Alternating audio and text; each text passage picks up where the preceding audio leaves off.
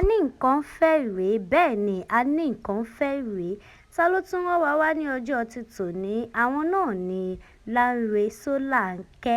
Bẹ́ẹ̀ ni ó ní wípé fíìmù ọ̀hún ti ń jáde bọ̀ jẹ̀lẹ́ńkẹ́ gẹ́gẹ́ bí orúkọ òun, Lanre Sholanke. Bẹ́ẹ̀ náà dẹ̀ sì ni tẹ́ ẹ bá wo ojú àwòrán yìí dáadáa, ẹ máa rí Lanre Adediwura. Àwọn náà wà ní inú múfìnì náà nítorí pé kíni ó ń bọ̀ wá lójú ọ̀nà. Bẹ́ẹ̀ ni ó ní ká sọ fún gbogbo ẹ̀yin olólùfẹ́ òun pátápátá wípé ó ń bọ̀ wá ní ojú ọ̀nà. ANIKANFE rèé. Bẹ́ẹ̀ ni ó ní ká wo màmá wọ́dè dúdì kọ́lé oṣó my brother. Ó láwọn náà ń bẹ̀bẹ̀ bọ́n ṣe náwó wọ́n rawọ́ ẹ̀bẹ̀ wípé tí múfìnì àwọn bá ti jáde kí ẹ jọ̀ọ́ kí ẹ bá àbúrò àwọn, ọ̀rẹ́ àwọn, olólùfẹ́ àwọn tó jẹ́ pé àwọn ti jọ wà tipẹ́tipẹ́ kí ẹ bá wo múfì rẹ̀ tí ó pe àkọlé rẹ̀ ní ANIKANFE. Ní kọ̀sítúùmù lọ ní oríṣiríṣi nínú fíìmù ọ̀hún tí ó ń bọ̀ wá yìí wípé oríṣiríṣi kọ̀sítúùmù ló wà níbẹ̀ tí àwọn òṣèré jàǹkàn-jàǹkàn lòun kó sínú múfìnì tí òun pe àkọlé rẹ̀ ní ANIKANFE rèé àti madam olólùfẹ́ yín, ọ̀rẹ́ yín, àbúrò yín àtàtà eléyìí ti ṣe Mimisola Daniel. Ó láwọn náà wà níbẹ̀, àwọn lọ́jọ́ bíi ti jẹta. Ó láwọn náà wà nínú múfìnì tí òun pe àkọlé rẹ̀ ní ANIKANFE yìí. Bẹ́ẹ̀ ni ó dẹ̀ tún ní ká tún fi eléyìí sọ fún yín wípé ẹlẹ́nu òrófó yín tó jẹ́ wípé ẹnu wọn báyìí sọ̀sọ̀sọ̀ ni ó yẹ kí ẹ ti mọ̀ wọ́n.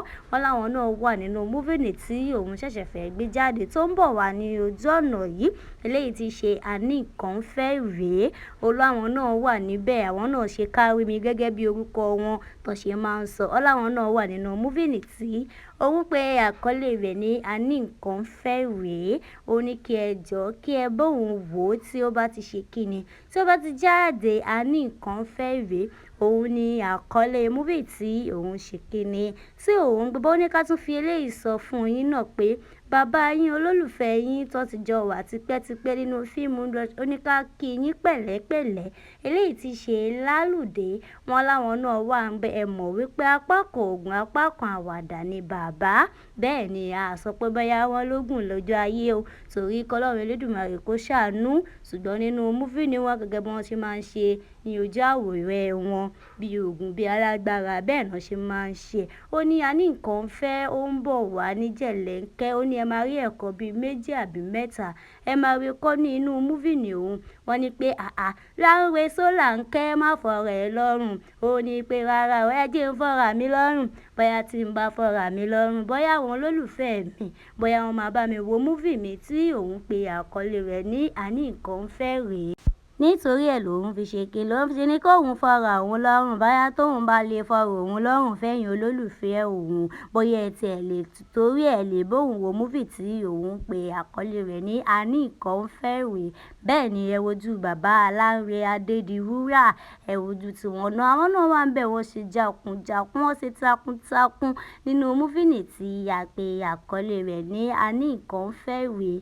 Bẹ́ẹ̀ ni odidi ọba ìlú, ẹ wo bó ṣe rìn káàkiri. Ẹ wo odidi ọba ìlú kan ní inú múfìnì yìí, ẹ wo bó ṣe rìn káàkiri. Wọ́n ní á bá wọn sọ díẹ̀ ńbẹ̀ ṣùgbọ́n a ò ní sọ nítorí wípé kíni tí múfì náà bá jáde ẹ máa wo àwòtúnwò ló máa jẹ́. Wọ́n tún ní Lanre Sholanke má mà fọ̀rọ̀ ẹ lọ́rùn. Ó ní ẹ jẹ́ ń fọ́ra mi lọ́rùn.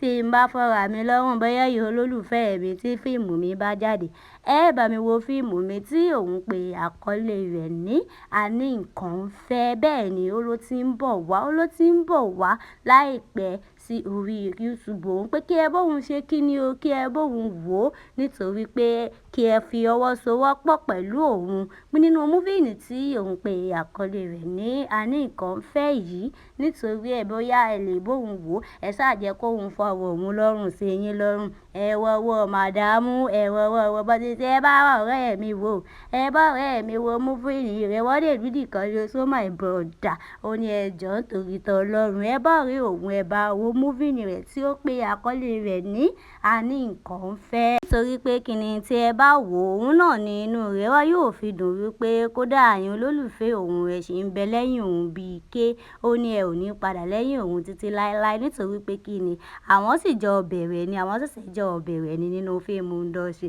bó ṣe sọ lélẹ́yìí ẹ má gbàgbé láti ṣe kí ni láti tẹ subscribe sórí YouTube channel.